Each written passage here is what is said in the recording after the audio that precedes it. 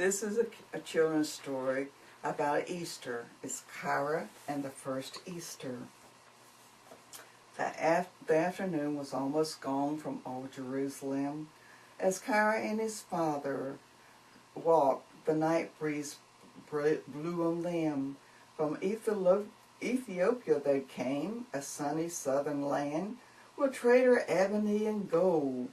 With Jewish friends they planned. A mob of people jammed the streets, all colorful and loud. "Do you know, Father?" Kiri asked. "Why, there is such a crowd." This is the feast of Passover, where Jews from far and near all gather in Jerusalem to celebrate each year. They trudged along the noisy streets and saw a man pass by, who looked so gentle yet so sad that Kiri thought he'd cry. Just then the stranger turned and smiled, and Kiri's deep eyes shone. "Oh, Father, that's the kindest man that I have ever known." "He did seem kind," his father said, "but Kiri, here we are, the home of Jacob, my old friend. Here's Jacob at the door." "Come in," cried Jacob, Kiri too. "Meet Jesse, my young son, who waited all day long for you. Together you're going to have fun. But now come our Passover meal, and then we'll get some rest. Tomorrow my eager Jesse can show the city to his guest." That Friday morning dawned bright and clear.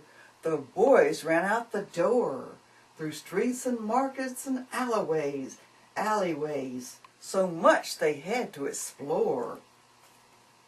They passed a palace gleaming bright, where people milled around and shouted, "To the cross with him!" An ugly, scary sound. "Do you know Jesse?" Kiri asked. "What is this all about?" But Jesse frowned. "No, I don't know, but we're soon going to find out. This mob is coming right this way. Let's follow them and see. Why, look, it's Jesus Christ the man who came from Galilee." Kiri and his friends were sad to see the Lord walk by, a heavy cross upon his back. He's going out to die. A voice behind them spoke these words. The boys turned round and saw Big Simeon, Jesse's father's friend, who shook his head in awe. "They're killing Jesus," Simon said. The angry, screaming crowd. Then Jesus turned and looked at them, and Kiri cried out loud, "I know him. He once smiled at me when he was all alone. I thought he was the kindest man that I had ever known." A Roman guard grabbed Simeon's arm. "The prisoner is not strong. Come take the heavy cross from him. And you boys, you run along." So Kiri and his friend went home. The sky grew dark and drear. "The sun is gone now," Kiri said. "The time of end is near. But I don't understand it all, why Jesus had to die. He's such a very special man.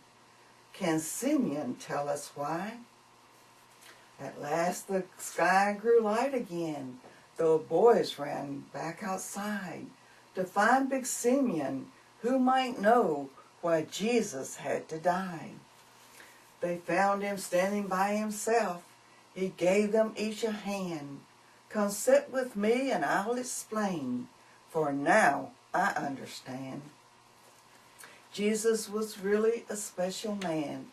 The Son of God was he. His Father sent him to live with us so that we could go free. He knew he'd die upon a cross, for that was part of God's plan. Yet this is not the end of things. He's going to rise again. The third day he will come alive again. Big Simeon gave a nod, and thanks to him, all the rest of us can live as sons of God. The whole next day the boys could talk of nothing but the man who also was the Son of God. At last they made a plan. And bright and early Sunday morn, they crept out to the spot where Simeon said they buried him. Would he be there or not? They huddled close behind a rock. Some women soon appeared, and then two men in shining clothes said, "He's gone, he's alive."